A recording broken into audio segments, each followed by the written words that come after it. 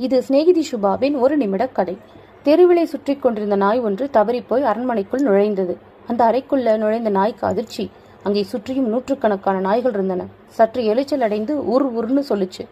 அந்த 100 நாய்களும் பதிலுக்கு உர் உருன்னு என்றது. அந்த நாய் கொஞ்சம் பயந்துருச்சு. இருந்தும் கோபம் தாழாமல் லொல் லொல்னு குறைக்க ஆரம்பிச்சது. எல்லா நாய்களும் சேர்ந்து குறைத்தது. அந்த நாய் குறைப்பதை நிறுத்தியவுடன் மற்ற எல்லா நாய்களும் குறைப்பதை நிறுத்தி கொண்டது. அந்த தெரு நாய்க்கு கோபமும் பயமும் இன்னும் அதிகமாயிடுச்சு.